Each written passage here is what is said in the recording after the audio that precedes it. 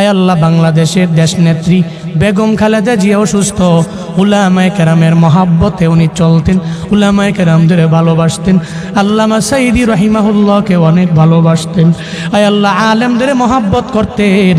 আপনার বান্দি মুমূর্ষু অবস্থায় আছে। আয় আল্লাহ, মনে হয় মরে যাবে এমন একটা হালাত। আয় আল্লাহ, এই ক্লান্তি লগ্নে ওনার বাঁচার বড় দরকার। আপনি হায়াতে তৈয়্যিবা দান করে দেন আল্লাহ। আয় আল্লাহ, জীবনে উনি যে ভালো কাজগুলো করেছেন, আয় আল্লাহ, এই ভালো কাজের উসিলায় আপনি সিহতে আফিয়ত দান করেন। আয় আল্লাহ, সিহতে আফিয়ত আজলা কামেলা নসিব করে দেন আল্লাহ। আয় আল্লাহ, সারা দেশের মানুষেরা উনার জন্য দোয়া করে। কেন দোয়া করে? আয় আল্লাহ, ভালো মানুষের জন্য দোয়া করে। আয় আল্লাহ, যারা উলামায়ে কেরামকে মহাব্বত করেছে, আয় আল্লাহ, আলেমদেরকে প্রায়োরিটি দিয়েছেন। আয় আল্লাহ, উনি বলেছে উলামায়ে কেরামরা জঙ্গি না, জীবনও জঙ্গি হতে পারে না।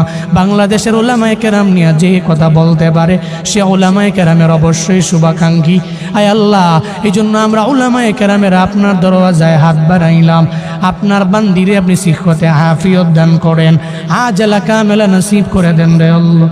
আর যদি বিদায় বেলা এসে যায়, আয় আল্লাহ, কালেমা পড়তে পড়তে কালেমার সাথে ঈমানের সাথে আপনি মরণ নসিব করিয়েন রে আমার আল্লাহ।